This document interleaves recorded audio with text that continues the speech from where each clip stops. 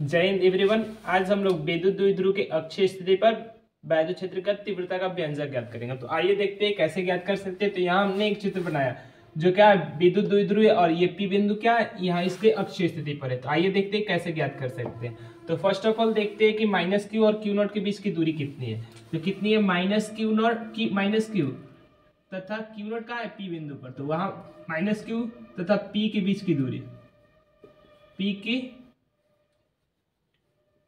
बीच दूरी कितनी है, यहाँ देखकर पता चल रहा है। यहाँ और यहाँ के बीच की दूरी एल है और यहाँ के बीच की दूरी आर है। तो आर प्लस एल और प्लस क्यू तथा पी के बीच की दूरी, पी के बीच की दूरी कितनी है, आर माइनस एल। देखो कैसे, यहां से यहाँ के बीच की दूरी आर और ये वाली एल घटा देंगे तो ये वाली दूरी मिल जाएगी, यानी R plus R minus L. अब देखो, अब बारी आएगी माइनस क्यू के कारण पी बिंदु पर तीव्रता ज्ञात करें और प्लस क्यू के कारण पी बिंदु पर तीव्रता ज्ञात करें। तो देखो कैसे ज्ञात कर सकते हैं। इस चीज को हम मिटा देते हैं, इस चीज को ऊपर लिख, देखो ऐसे हेडिंग डाल लीजिएगा कि अक्षीय स्थिति पर वैद्युत क्षेत्र की तीव्रता का व्यंजक। और पहले इस चित्र का क्या कर दीजिएगा, वर्णन कर दीजिएगा। उसके बाद नीचे ये क्या, यहाँ लिखकर व्यंजक, क्या व्यंजक लिखकर ये दो चीज को लिखिएगा। उसके बाद जो हम लिख रहे हैं वो चीज लिखिएगा। क्लियर हुआ? तो देखो व्यंजक में क्या, जो माइनस क्यू के कारण जो लग रहा है तो उसकी तीव्रता का नाम क्या देते हैं, E1 दे रहे हैं। तो E1 यानी बिंदु अब इसके कारण जो तीव्रता का परिणाम होता है के क्यू। अब दूरी देखते हैं, दूरी दोनों के बीच कितनी होती है। तो दूरी ऊपर देखे तो कितनी थी, आर प्लस एल थी। आर प्लस एल का क्या है, यहाँ स्क्वायर। इस को समीकरण 1 भी मान सकते हैं। समीकरण 1 ये क्या है, माइनस क्यू के कारण तीव्रता है और प्लस क्यू के कारण तीव्रता क्या होगा, के क्यू आर माइनस एल का होल स्क्वायर। समीकरण नंबर 2। अब देखेंगे पी बिंदु पर परिणामी। तो जो पी बिंदु पर परिणामी आएगा, यानी पी बिंदु पर परिणामी तीव्रता।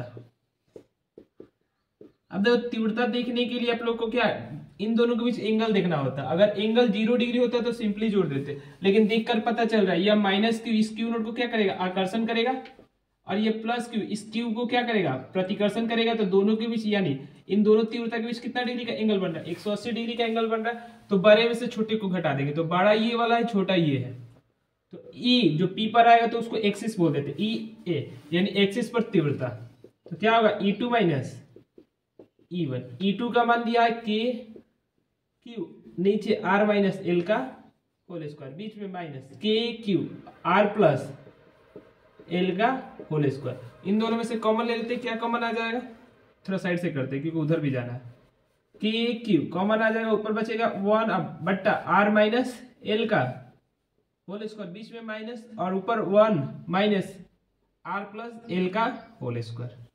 क्वेश्चन में कह देते हैं। अब दोनों का क्या होगा, बट्टा पर घटाओ, बट्टा घटाओ के लिए क्या करते हैं, दोनों का एलसीएम, एलसीएम ज्ञात करते हैं। देख रहे हैं आर माइनस एल का whole square into R plus L का होल स्क्वायर ही आएगा एलसीएम। अब इन दोनों का क्या करता है, डिवाइड करते हैं, तो ये कैंसिल हो जाएगा, ये बच जाएगा। इस जो बचता है उसको 1 से मल्टीप्लाई कर देते हैं, तो आर प्लस एल का होल स्क्वायर और बीच में माइनस, और यहाँ आर प्लस वाला बचा, यहाँ अब प्लस वाला कैंसिल हो जाएगा, कौन बचेगा, माइनस वाला। तो आर माइनस एल का होल स्क्वायर इंटू में क्या है, के क्यू, और किसके इक्वल है, ई ए के इक्वल है। तो इतना समझ में। अब देखो इन दोनों को ओपन करेंगे, इन दोनों को ओपन करेंगे तो क्या लिख सकते हैं ओपन करके, तो E A equal to K Q sorry छोटा क्यू माने तो छोटा क्यू ही लिखते हैं। अब आर प्लस एल का होल स्क्वायर कितना होता है, R square plus L square plus 2RL, और बीच में आर, बीच में माइनस,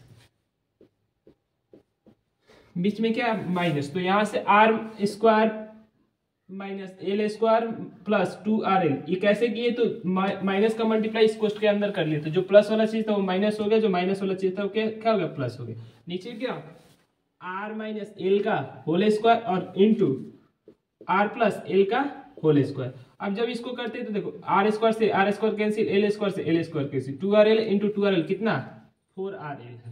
तो 4RL को इसे लिख सकते हैं 2 इंटू 2RL बट्टा आर माइनस एल का होल स्क्वायर, नीचे आर प्लस एल का होल स्क्वायर, किसके इक्वल, ई ए के इक्वल।